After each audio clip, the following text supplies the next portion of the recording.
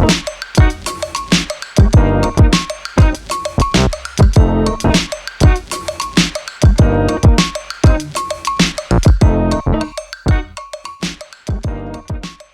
this is Adam from Side Hustle University, and I'll be your side hustle coach, walking you through how to price your product or service for your side hustle.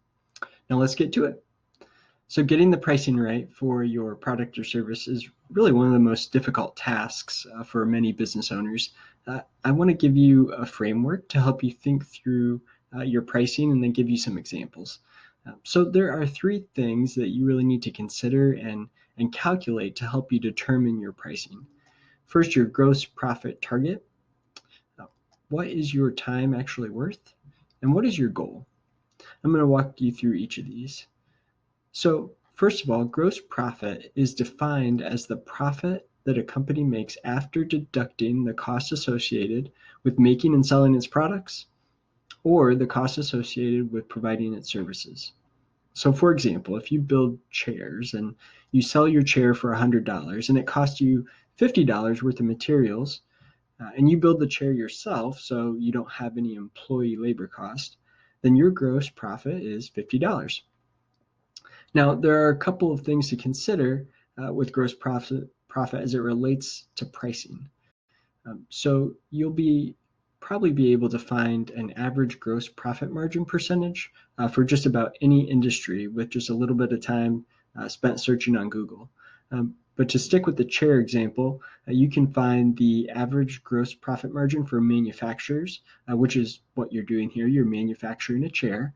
You can find that that's between 25 and 35%, according to Cron.com. So now, as a chair manufacturer, you know you should shoot for at least a 25% gross profit margin. Now, to calculate your gross profit margin, you just take your sales price of $100 minus your material costs, minus your labor costs to come up with your gross profit of $50. Then you take your $50 gross profit and divide it by the sales price of $100 to come up with your 50% gross profit margin. So right now we are more profitable than the industry average, but you're not paying yourself.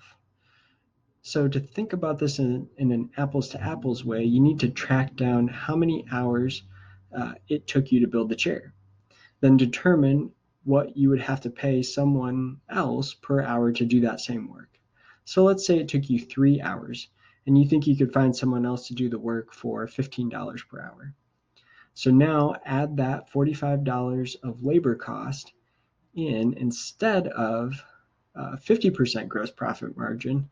Now you only have $5 worth of gross profit on the chair, which is just a 5% gross profit margin. So it makes a big difference.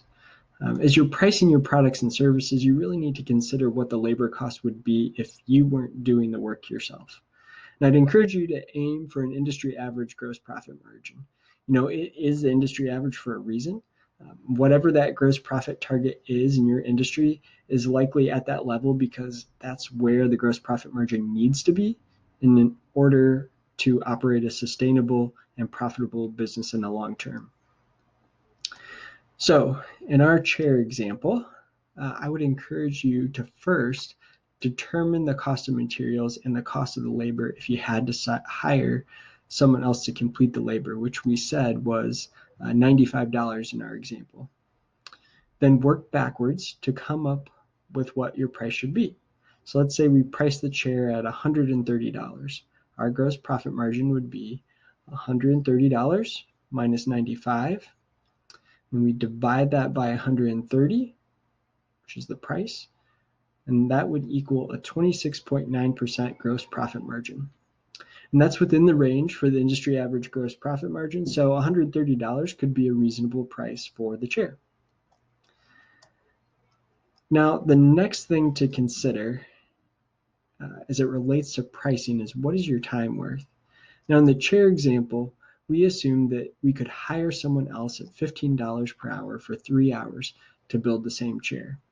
But since this is your side business, you are probably building the chair yourself at this point. And so the question is whether you want to work for $15 an hour or not.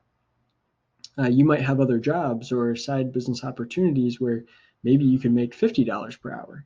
And so to be competitive with those other opportunities, you might need to charge your time at $50 per hour.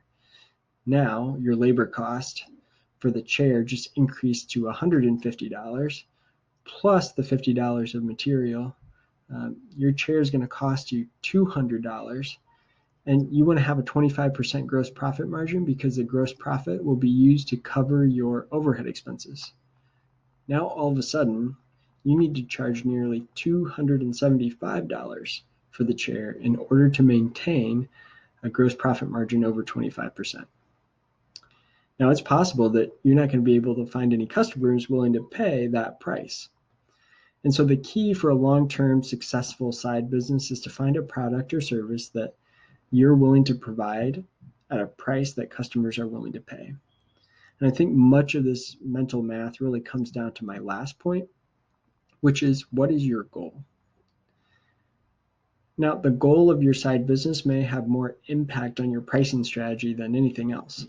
For example, let's say your goal is to maximize your personal income.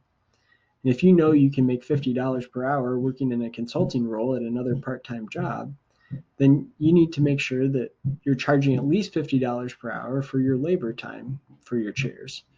Otherwise, you ought to do the consulting work instead. So your chair would need to cost around that $275 level. Now, let's say your goal is really just to have fun and make a little bit of money on the side. And if you really love building chairs and your goal is not to maximize income, then you might be willing to take a massive $35 per hour pay cut and work for that $15 per hour rate to build chairs for customers. In that case, your chair would need to just cost around that $130 level. And maybe you want to reinvest into the business so you don't charge for your labor at all, because you want to grow as fast as you can and get to the point where you can build a more automated assembly line to scale up the business as fast as possible.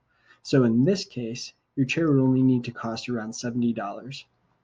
And as you can tell, your goal for the business can really have a profound impact on your pricing strategy. And I think the key takeaway here is that your pricing should be strategic. Pick a strategy and price accordingly. Too many entrepreneurs don't do the math, and they think they're earning more per hour than they actually are. It doesn't really matter which strategy you pick as long as you're purposeful in that pricing strategy. So, if you have specific questions about how to price your product or service, please reach out to us. We'd love to try to help you think through your unique pricing strategy. Thanks.